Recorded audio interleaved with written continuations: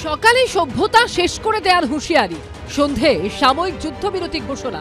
আপাতত 2 সপ্তাহের জন্য ইরানের সঙ্গে যুদ্ধবিরতি ঘোষণা করলেন ডোনাল্ড ট্রাম্প। মঙ্গলবার রাত 8টায় ইরানকে দেওয়া সময়সীমা শেষ হওয়ার ঘণ্টা দেড়েক আগেই যুদ্ধবিরতি ঘোষণা করলেন আমেরিকার প্রেসিডেন্ট। এই যুদ্ধবিরতি দুতরফেই বলেও জানান তিনি। ট্রাম্প তার পোস্টে পাকিস্তানের প্রধানমন্ত্রী শাহবাজ শরীফ এবং সেনাপ্রধান আসিম মুনিরের মধ্যস্থতার কথা উল্লেখ করে লিখেছেন, ইরান যদি অবিলম্বে হরমুজ প্রণালী সম্পূর্ণভাবে এবং নিরাপদভাবে খুলে দিতে সম্মত হয়, তাহলে আমি 2 সপ্তাহের জন্য ইরানের ওপর বোমাবর্ষণ ও হামলা স্থগিত রাখব। এটি দ্বিপাক্ষিক যুদ্ধবিরতি হবে। আমরা ইতিমধ্যেই আমাদের সব সামরিক লক্ষ্য পূরণ করেছি এবং আরও বেশ কিছু করেছি। ইরানের সঙ্গে দীর্ঘমেয়াদী শান্তি এবং মধ্যপ্রাচ্যে শান্তি প্রতিষ্ঠার জন্য একটি চূড়ান্ত চুক্তির দিকে আমরা অনেক দূরে গিয়েছি। ইরানের কাছ থেকে আমরা 10 দফা প্রস্তাব পেয়েছি এবং আমরা বিশ্বাস করি এটি আলোচনার জন্য কার্যকর হবে।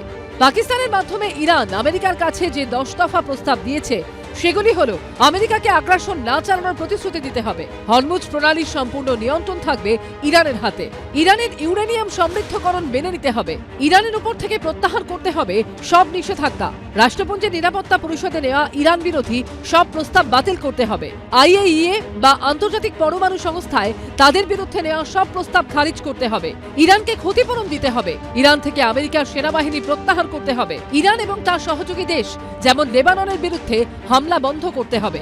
ইরান আমেরিকা যুদ্ধবিরতি এবং তার ফলে হরমুজ প্রণালী পুরোপুরি খুলে গেলে ভারতে যে জ্বালানি সংকটের পরিস্থিতি তৈরি হয়েছিল সেটা অনেকটাই সমাধান হবে বলে মনে করছেন বিশেষজ্ঞরা। हम शांति के हर पहल का स्वागत करते हैं। हम आशा करते हैं कि पश्चिम एशिया की यह पहल यूक्रेन में भी शांति बहाल करने के प्रयासों को प्रोत्साहित करेगा। Ensuring the safety, security and welfare of the large Indian community in the region, in the West Asian region, remains our highest priority. Iran আমেরিকার সাময়িক যুদ্ধবিরতিতে চাঙ্গা হয়েছে শেয়ার বাজার। এবিপি আনন্দ।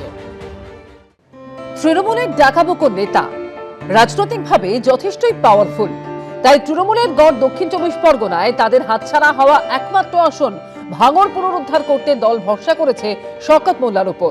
ভোটের প্রচারে নিজের পাওয়ার ধরে রাখতে শওকত মোল্লার ভরসা কেমন ডায়েটে?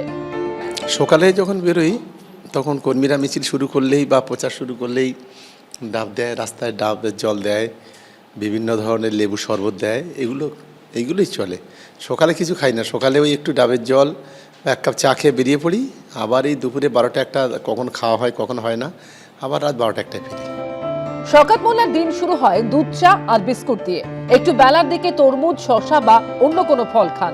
দুপুরে পাতে থাকে ভাত, আলু বা বেগুন ভাজা, মসুর ডাল, মাছ, সালাড, মাঝে মধ্যে মাংস খান। তার পছন্দ চিকেন নয়, মাটন। রাতেও ভাত খেতেই পছন্দ করেন শওকত, সঙ্গে থাকে সবজি, মাছ। ডাল আছে, বেগুন ভাজা আছে, আলু ভাজা আছে, মাছ আছে, মাংস আছে। তো মাংসটা আমি খুবই পছন্দ করি না, মাংস খুব একটা খাই না। এখানে এই সবজি দিয়ে এটাই সবজি মাছ ভাত এটাই আমার প্রিয়। ইলিশ মাছ তো সবচাইতে ফেভারিট, ইলিশ মাছটাই তো খুব ভালো লাগে। আর যত সল্টেড মাছ আছে মানে নোনা মাছ যেগুলো আর কি, সেইগুলো খুব ভালো লাগে। পুষ্টিবিদরা বলছেন ভাতে থাকে প্রচুর পরিমাণ কার্বোহাইড্রেট, থাকে প্রোটিন, ভিটামিন ও খনিজ। ডালে থাকে আয়রন, প্রোটিন, ফাইবার, খনিজ এবং কার্বোহাইড্রেটের মতো পুষ্টি উপাদান। সবজিতে থাকে প্রচুর পরিমাণে ভিটামিন ও খনিজ পদার্থ। মাছ মাংসে থাকে প্রচুর পরিমাণে প্রোটিন। মাছ থেকে বাড়তি ভিটামিন এ ও ক্যালসিয়ামও পাওয়া যায়। আপাতত শওকতকে শক্তির রসদ যোগাচ্ছে এই মেনু। ঐশী মুখোপাধ্যায়, এবিপি আনন্দ। এবিপি আনন্দ, এগিয়ে থাকে, এগিয়ে রাখে।